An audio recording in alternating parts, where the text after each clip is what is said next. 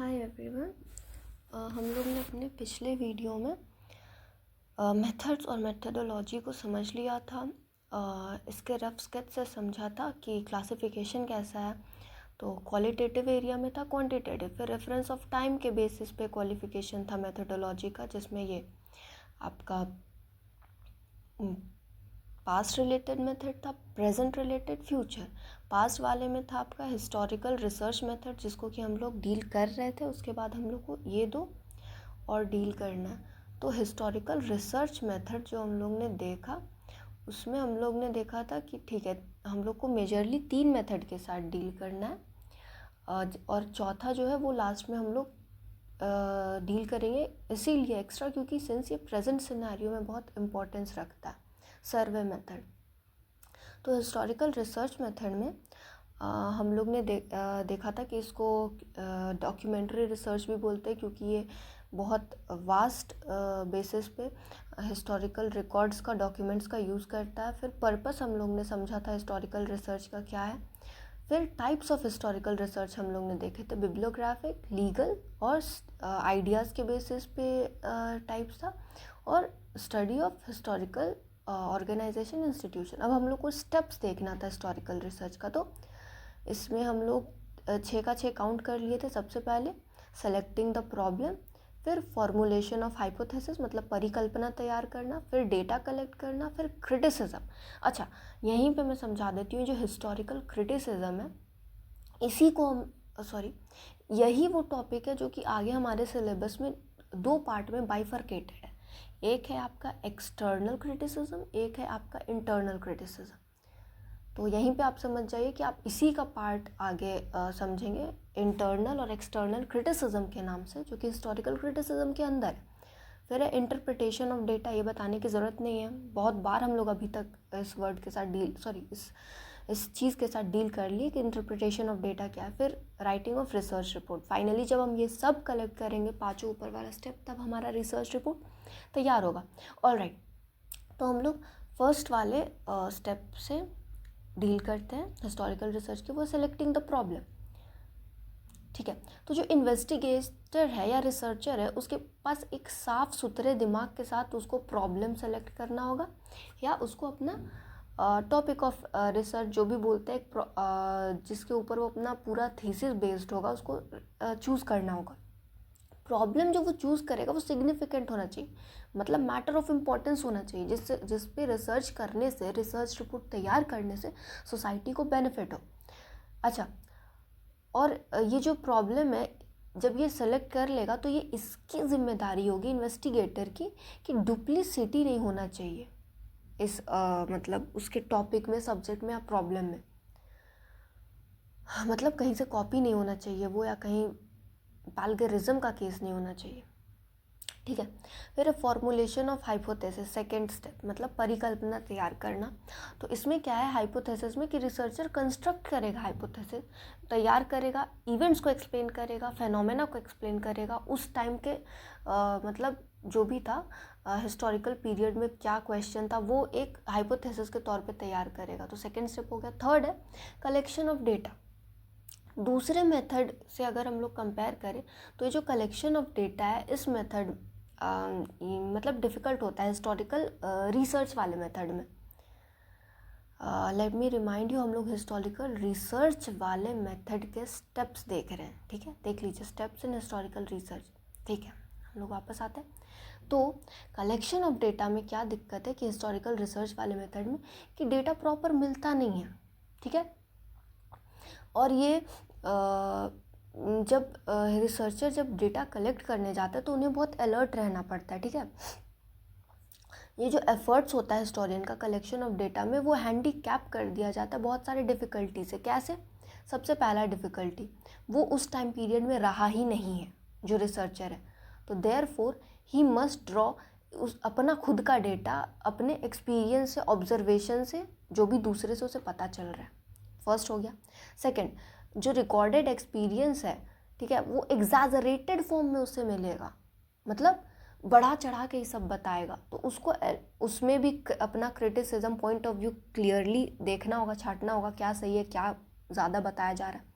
Third, recorded experience को written form में outdated point of view, मतलब ये सब देखना होगा उसको कि जो रिकॉर्डेड एक्सपीरियंस है वो आउटडेटेड तो नहीं है, ठीक है, और प्रेजेंट डे रिक्वायरमेंट को सूट कर रहा है नहीं कर रहा है। फिर रिकॉर्ड्स जो भी है डिस्ट्रॉयड हो चुके हैं, वो फिर से क्रिएट किए ही नहीं जा सकते हैं, तो फोर्थ प्रॉब्लम ये हो गया। और जो अवेलेबल रिकॉर्ड है वो इनकम्प्लीट होते हैं, डिफेक्टिव होते हैं समहाउ रिसर्चर के लिए। हिस्टोरिकल डेटा ये कंपेरेबल नहीं है फिजिकल साइंसेस के मटेरियल से। इन सब को they have to be reconstructed. बहुत सारे केसेस में इन्हें रिकन्स्ट्रक्ट करना पड़ता है एक अनवेरीफाइबल सोर्स से, जहाँ आपको पता भी नहीं होगा कि ये मतलब सोर्स ऑफ ओरिजिन सही है या नहीं है, बट आपको कहीं सुनी बातों से उसे फिर से मतलब कंस्ट्रक्ट करना पड़ेगा आपको डेटा को। तो ये सब प्रॉब्लम होता है कलेक्शन ऑफ डेटा में। अब जब कलेक्शन ऑफ डेटा की हम लोग बात कर रहे हैं तो कहाँ से आएगा डेटा, तो जाहिर सा बात है सोर्सेज से। अब ये जो सोर्सेज है इसको गुड कौन है, तो हिस्टोरियन है। गुड ने क्लासीफाई किया सोर्सेज ऑफ हिस्ट्री को दो पार्ट में, एक है आपका डॉक्यूमेंट्स, दूसरा है रिमेन्स ऑफ रेलिक्स, ठीक है। तो पहले देखते हैं डॉक्यूमेंट्स के हिसाब से। तो लेजिस्लेटिव एक्ट, लॉज वॉज आ जाएंगे इसके अंदर, कमेटी के रिपोर्ट्स आ जाएंगे, कमीशंस के रिपोर्ट जैसे कि कोठारी कमीशन आपको एग्जांपल के लिए दे दिया, ऑटोबायोग्राफी आ जाएगा, लेटर आ जाएगा, कोर्ट डिसीजन, ठीक है, न्यूज़पेपर, पीरियोडिकल्स आ जाएगा। फिर है दो पार्ट में डिवाइड किया था ना गुड ने, तो डॉक्यूमेंट्स के अंदर क्या क्या आएगा देख लिए। फिर रिमेन्स ऑफ रेलिक्स में क्या आएगा वो देखते हैं। तो जो रिमेन्स ऑफ रेलिक्स है इसमें है स्कूल बिल्डिंग जो बचे खुचे मतलब रह गए और बहुत पुराने टाइम पीरियड के, जैसे कि नालंदा है, फोटोग्राफ्स अगर है तो, नहीं तो forms of certificate, attendance sheet, text book, exercise books में जो भी इंफॉर्मेशन अवेलेबल है मतलब रेलिक्स के तौर पे। तो ये दो हो गए सोर्सेज जहाँ से डेटा कलेक्शन किया जा सकता है। फिर ये हम लोग जानते हैं प्राइमरी सेकेंडरी सोर्स, इसको हम लोग एक अलग से वीडियो में देखेंगे, ये इसके अंदर आता है। अब मैं जो पॉइंट समझाने का कोशिश कर रही थी हिस्टोरिकल क्रिटिसिज्म, जो कि फोर्थ स्टेप है हिस्टोरिकल रिसर्च का, इसी के अंदर मैंने बोला था ना दो आते हैं, एक है एक्सटर्नल क्रिटिसिज्म, एक है इंटरनल क्रिटिसिज्म। वैसे तो हम इसे डिटेल में डील करेंगे बट यहाँ पे थोड़ा मोड़ा समझ लेते हैं। जो हिस्टोरियन होते हैं वो मेथड यूज़ करते हैं डायरेक्ट ऑब्जर्वेशन का, ठीक है, क्योंकि ज़्यादा इन्हें रिसोर्सेज मिल नहीं पाते इनके रिपोर्ट से, तो ये दो पार्ट में होता है method, external criticism, internal criticism. External criticism में क्या होता है, हिस्टोरियन चेक करता है वैलिडिटी डॉक्यूमेंट का, कैसे, तो इस पर्पज़ के लिए क्वेश्चन पूछता है, why was the document produce, क्यों प्रोड्यूस किया गया, ऑथर कौन है डॉक्यूमेंट, था, कब डॉक्यूमेंट प्रोड्यूस्ड हुआ, और लैंग्वेज जो है डॉक्यूमेंट का क्या वो ऑथर का लैंग्वेज है। तो ये हो गया आपका एक्सटर्नल क्रिटिसिज्म में कुछ 4 मेजर क्वेश्चन जो आएंगे ही आएंगे, मतलब जब आप एक्सटर्नल क्रिटिसिज्म वाला मेथड यूज़ करेंगे।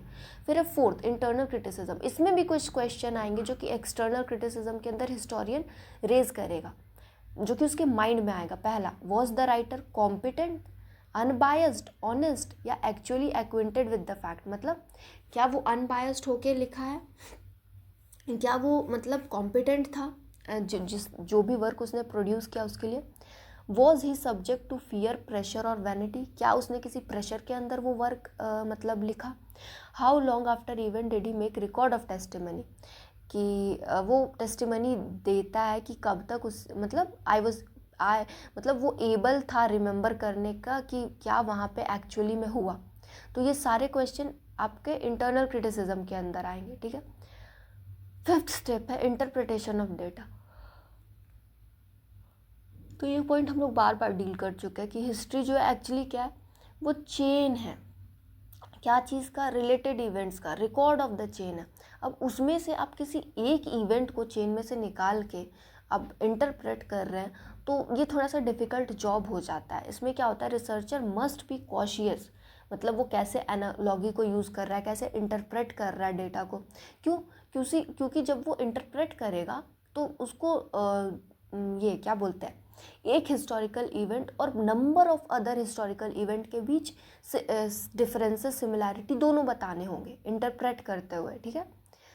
और फिर लास्ट स्टेप आता है राइटिंग ऑफ रिसर्च रिपोर्ट। तो भाई जो भी रिसर्च रिपोर्ट तैयार किया गया उसका वो लिखना शुरू कर देगा, जिसमें कुछ टाइप्स होते हैं, तरीके होते हैं लिखने के रिसर्च रिपोर्ट, जिसमें पहला क्रोनोलॉजिकल वे में वो लिखेगा टाइम के हिसाब से, टॉपिकल वे में वो लिखेगा टॉपिक के हिसाब से, थीमेटिक वे में लिखेगा थीम के हिसाब से, और फाउंडेशनल मतलब एकदम शुरू से शुरू कर देगा। तो ये है हम लोग का हिस्टोरिकल रिसर्च, ख़त्म होता है यहाँ पे। अब हमारे पास बचता है डिस्क्रिप्टिव रिसर्च मेथड, फिर survey method, and then we have to look after experimental. Alright, next video में हम लोग करते हैं इसको। Thank you.